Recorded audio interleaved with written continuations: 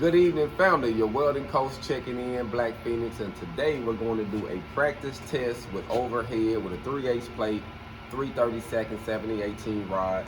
And this is actually a coupon, but it's a scrap coupon. I actually cut it off and just put a little run-up tab on both sides so that way I can be able to do this full test to kind of show you what you're going to run into when you're doing it on your own. Now, it doesn't take a whole lot, but I do want to say this. When you're working on the overhead position, keep it in mind that it's just like the flat. The only thing different is it's over your head now, but the same technique you use on doing flat is basically the same technique you're going to do when you're doing this overhead. So don't get discouraged or don't get frightened because fire coming down. It's going to be okay. If you keep a good tight arc, then you won't have as many flames and sparks falling down. So just keep that in mind. So everybody hold theirs different ways. You can hold it like this. You can hold it straight up and down. Since this don't take a lot of sparks like a 6010 or a 7018, I'm just gonna have it just like this when I weld it. So everybody is different. I don't have nothing to brace my arm on this one, but I'm gonna use my hip because sometimes you might be in the field, you might not have anything, so you got to find something to brace. So I'm just gonna brace, put my hip on the table, and that's how I'm gonna do this. And I'm gonna start from the front, and I'm gonna bring it back. I like to throw my leaves up here so I can make sure I got enough and I'm not getting caught up as I go. I like to do a dry run just to make sure I can start and finish. Normally you're gonna have a tie-in in this one because I'm gonna be hitting the sides. So you ready? Let's dive into it, fella.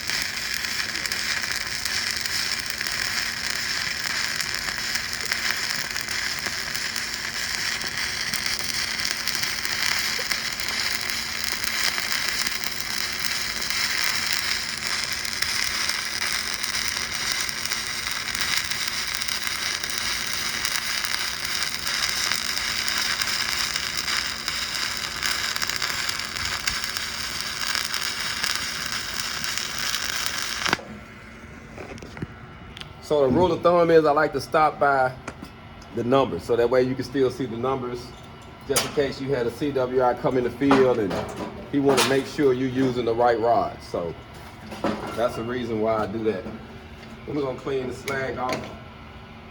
This overhead.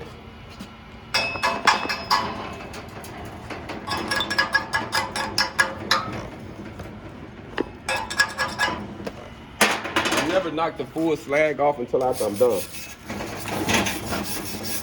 But since I'm tying in, all I'm going to do is knock that first piece off so I can tie right back into it, and then I can continue to weld. So that's what we're gonna do.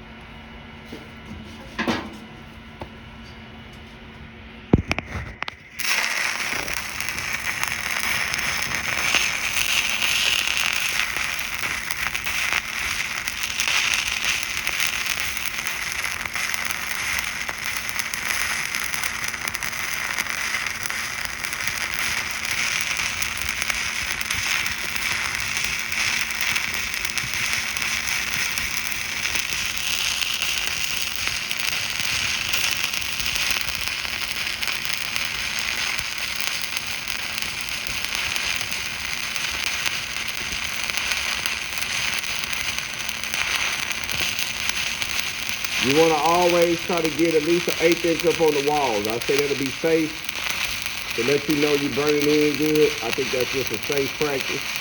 Try to go about 1/8 of an inch on the rod and try to run the rod be weld out on the tab just a hair. We'll let it cool down, fam, and then we'll scrape this slag off. But it's always a good thing to run it off to the runoff tab.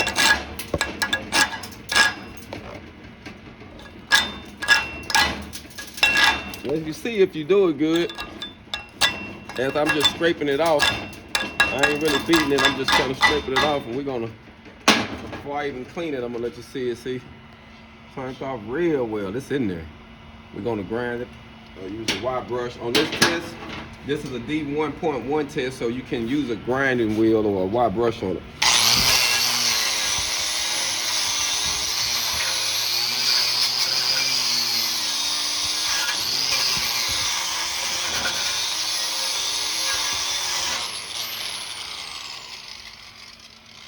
I would always say it's a rule of thumb to make sure you got a good clean surface.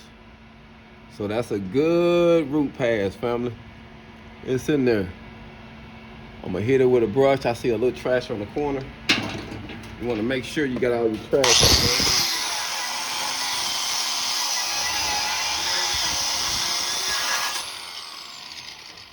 there. Now you have some people that like to burn real hot. On this position, I'm actually burning 95 amps. So I'm burning a little hot on in this position. Looks good. I like to always check it to make sure you don't see anything that might need to be clean. Looks like I'm doing good, so I'm gonna jump into the next one. So I'm gonna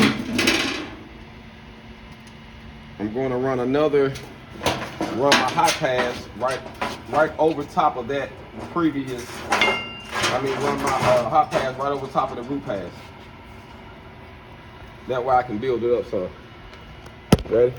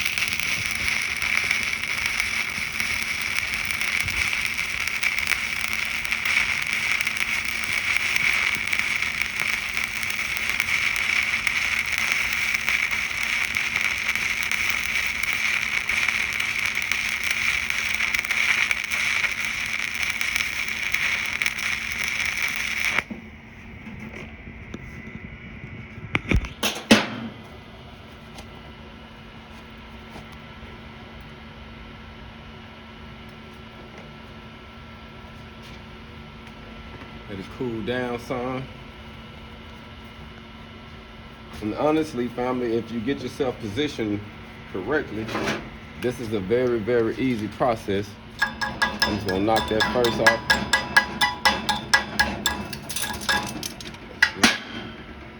Use the wire brush. Oh yeah.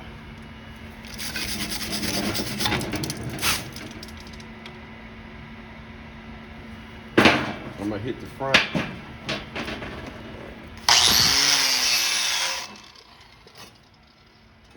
Remember, when you're doing your test, it's never too clean. So cleaning is a good thing, especially when you dive into it. You wanna make sure you got a good clean surface before you lay down your next bead.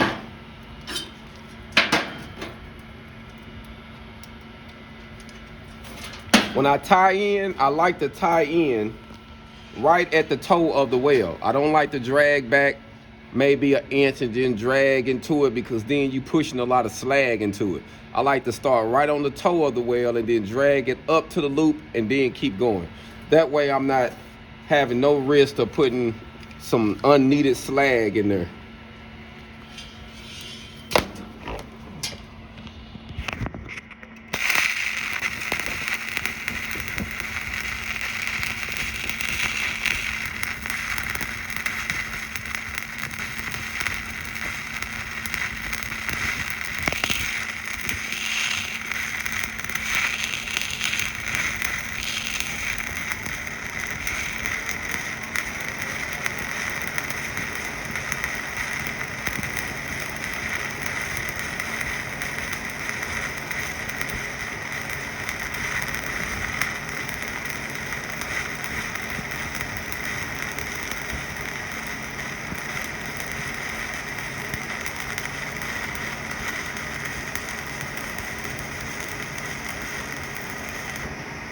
I like to run off on the weld tab, just a little hair. I think that is a good habit to do that. And just keep in mind also that you are, when you dropping in your root pass and your hot pass, and then you're gonna go and start doing the filler pass, you always wanna prepare the next stage of weld. So you kind of preparing for your next weld every time you lay one weld. That way it'll make it easier process for when you get ready to come to the end of it to do your cap.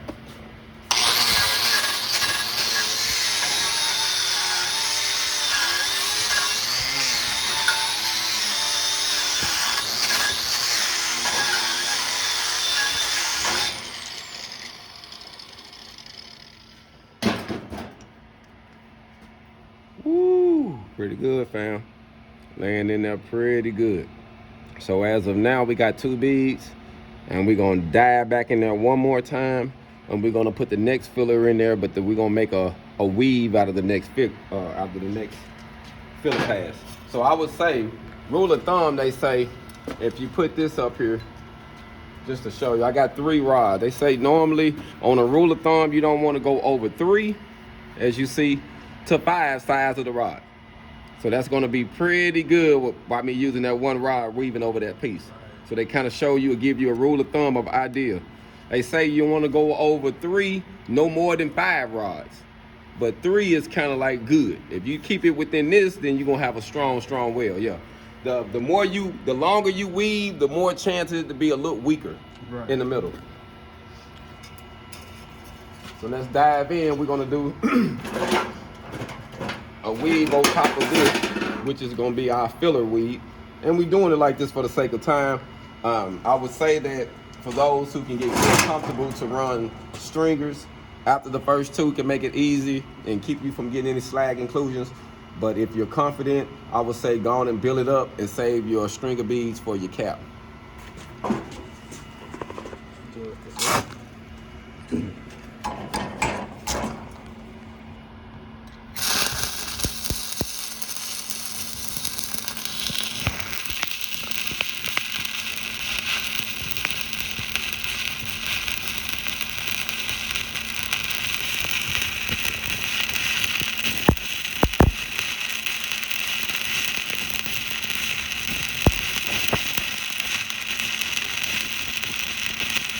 Practice makes perfect, family. Don't get discouraged. The more you practice on this, the better you're going to be able to get. Even me practicing, that's why I like to lead by example. It's one thing to tell a person something, and it's another thing to lead by example and jump in there and show them how it's done.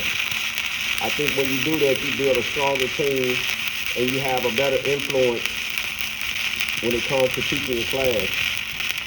Because they know you can do it versus you just telling them what they need to do and make it perfect, and you can't. I can't tell you how many instructors I have seen who are quick to tell you where you're going wrong at, what's wrong, this and this, and need to be looking like this, and they can't even perform it.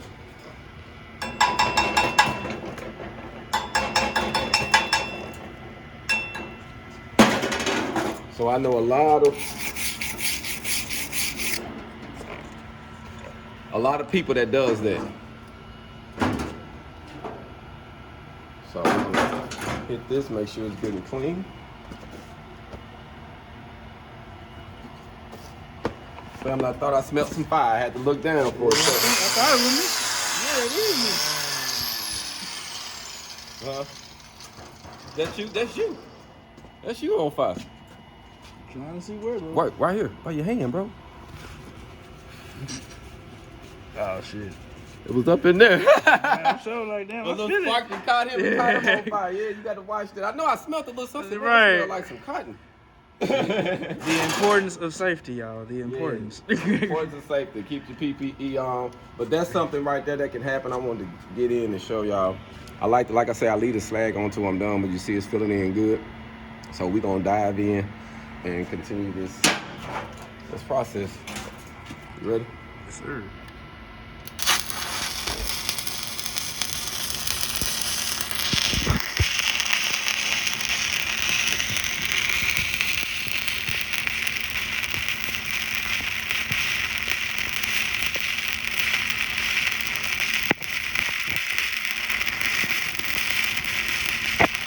Don't worry about the middle.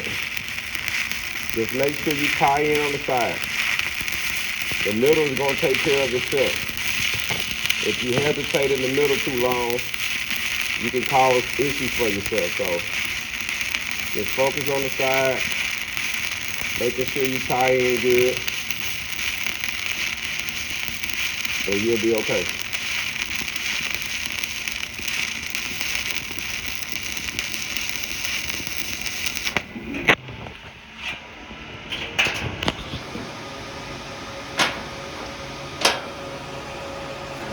Let that cool down, and we'll knock it down, fam.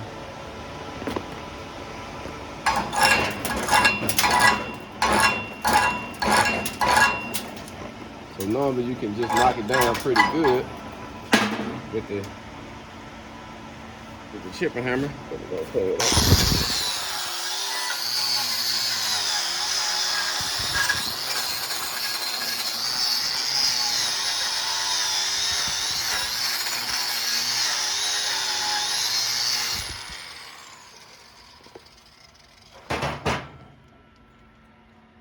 Woo.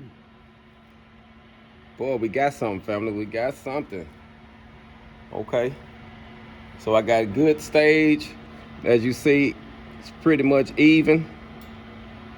So I can take my time and build it up and run the next one of my beads. Now, at this stage, family, I'm gonna start running stringer beads. And I'm gonna start my stringer beads. I'm gonna say right to left. I'm gonna go right to left. Now with your stringer beads, you wanna just make sure you tying in, you going slow enough so we can be able to build up good and you'll have a good surface. With this one, I'm gonna hair it down, but I think when I come up here, I can be able to, I'll be okay. You ready?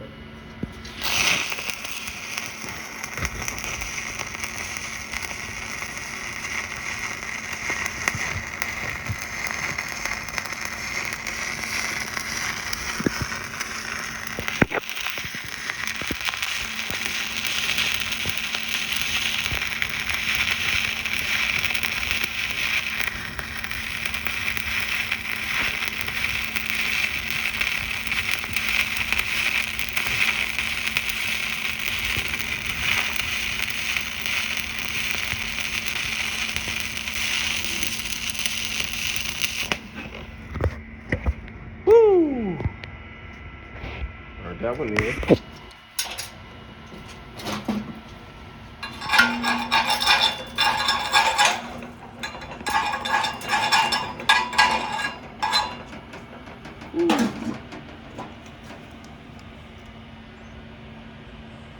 Good tie in, no undercut.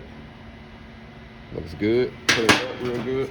Like I say, when you're doing this, man, clean is next to godliness. So always when you, if you can use the wire brush, use it, family. If you can't, then that's another thing. But if you can, use it. Because ain't nothing like, you know, being able to make sure you got a good clean surface. Because that wire brush, you know, when you're doing a D1.5, all you can use is your chipper, hammer, a wire brush, and a scraper. But it's just for vertical up. So you can get it clean, but ain't nothing like using that wire brush, boy. It really gets it. So, you know, for your regular D1.1 test, if you got the opportunity to use it, fam. You ready to dive into it? All right, we're gonna dive, fam.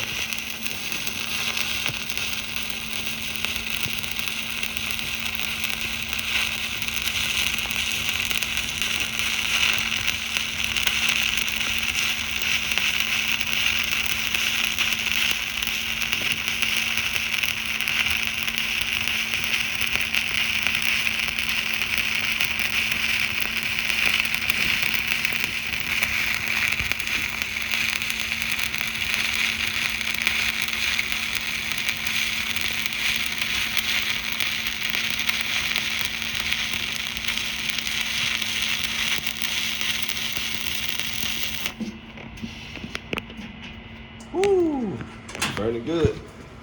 Let it cool down there.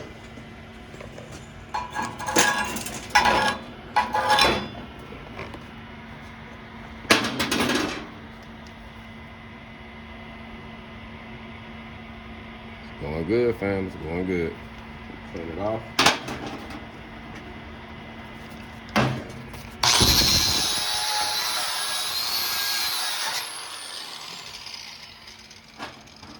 It's always a good rule of thumb, like I say, to keep it clean, fam. Keep it clean.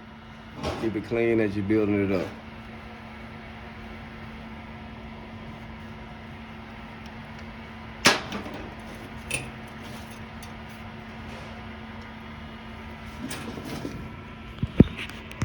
Ready? Yep.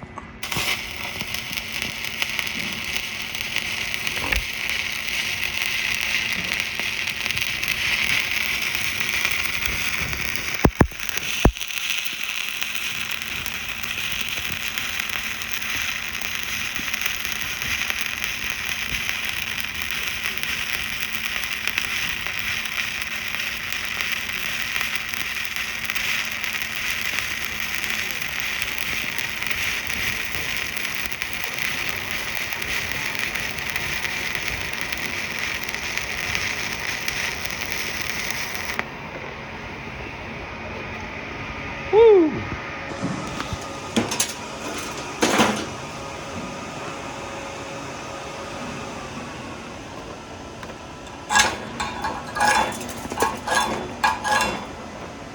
You know you're dropping it good as you get to the surface of these and you started where all you got to do is just scrape it and it'll fall off.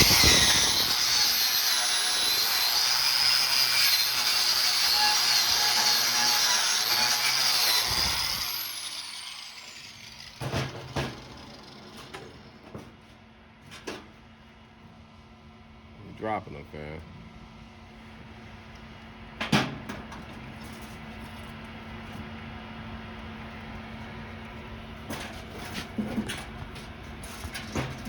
Ready?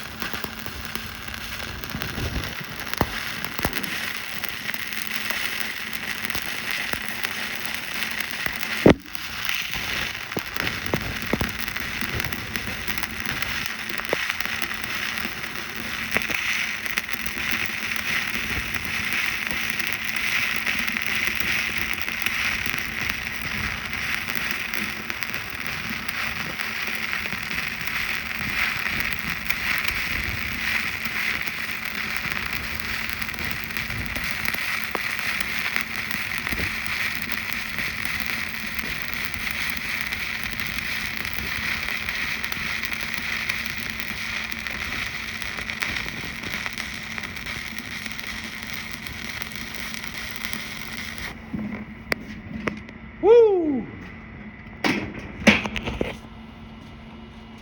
Woo-wee.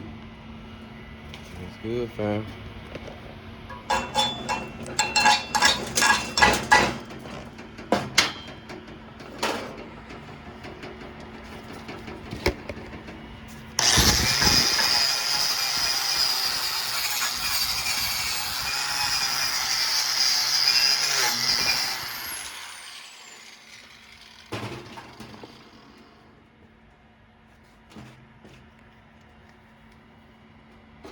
Oh, like my light about to go out, family. Uh-oh. Yeah, my light about to go out. About time for some more batteries. So, I noticed I got, looks like I'm a hair down, so I need to run across. So we're gonna run back and go run across to build it up just a hair. So I need to run from the one side and come back over. So I'm gonna go left and come to right to build it up just a hair, cause it's barely in. So you don't want it to exceed more than 1/8 of an inch off the plate. So now we finna go and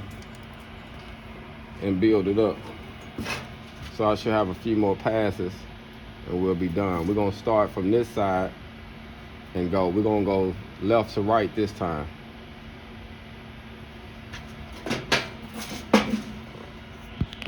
Let me know when you're ready. Ready?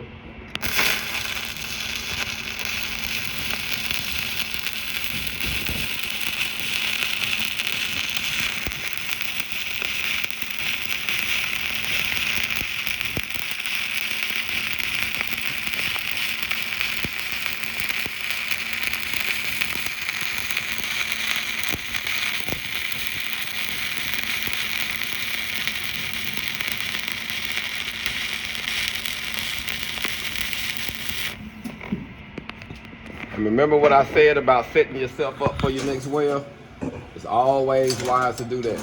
Because right here, I'm just building up. So I'm just going to run a couple stringers and then I'm done.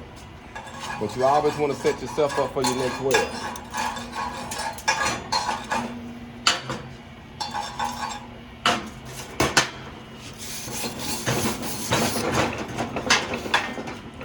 My light about to go out, family. It ain't really working good.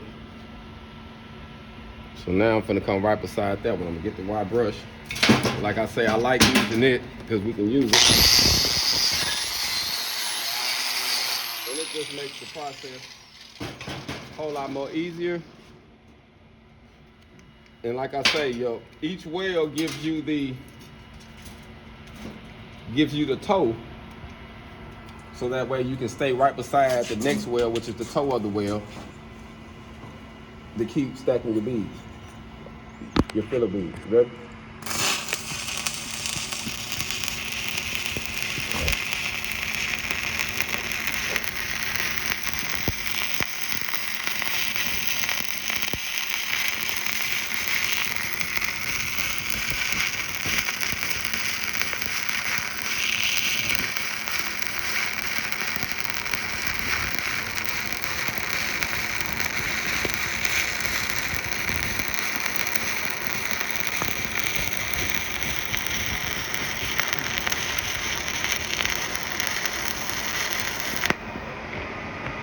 Woo! Very good.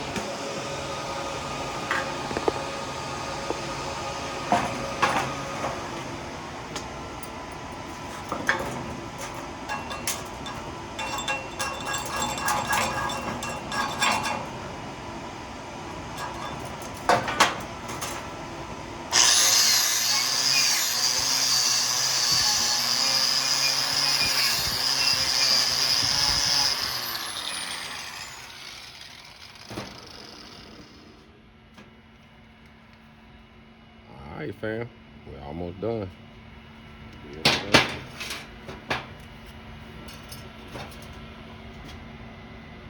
Run one right beside it.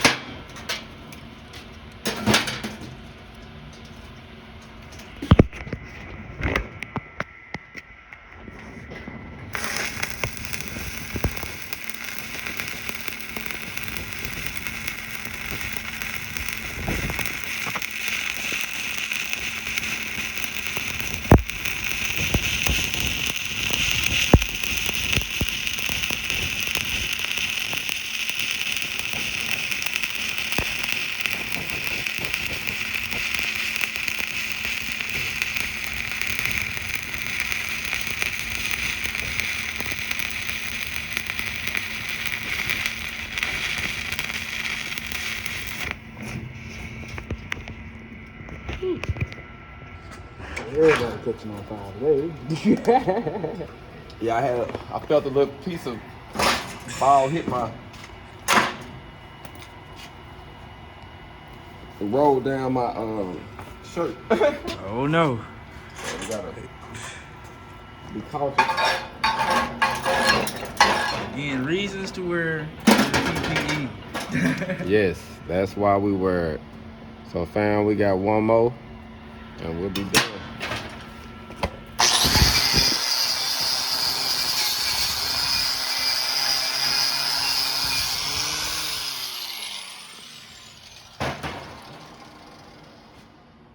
And like I say, each one will make the toe for your next weld, so just keep that in mind. And like I say, this was a practice coupon, but I wanted to show you how it works. So my gap was a little bit bigger than the normal one.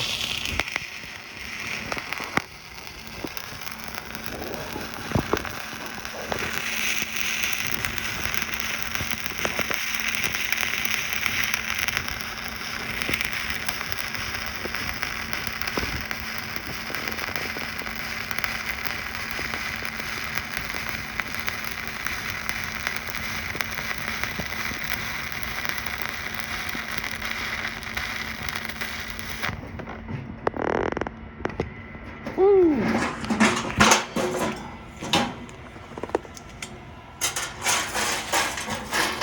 Good tie ins.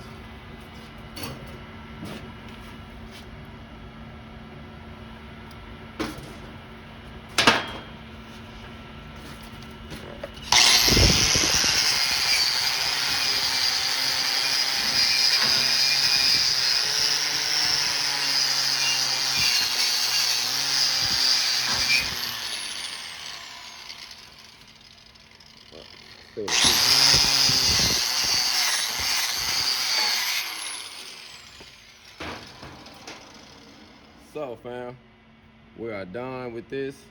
We got this knocked out, and this is a 3G overhead 3/8 plate test. For those who are going to be jumping into the construction field, they're going to require you to do an overhead and a vertical. So if you get your overhead and your vertical in construction, you're into the money.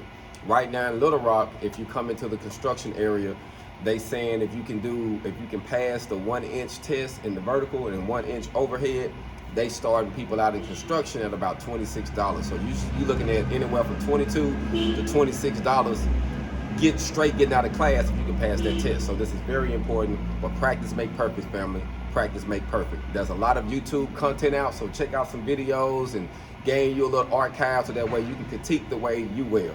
Until we meet again, hold on, family.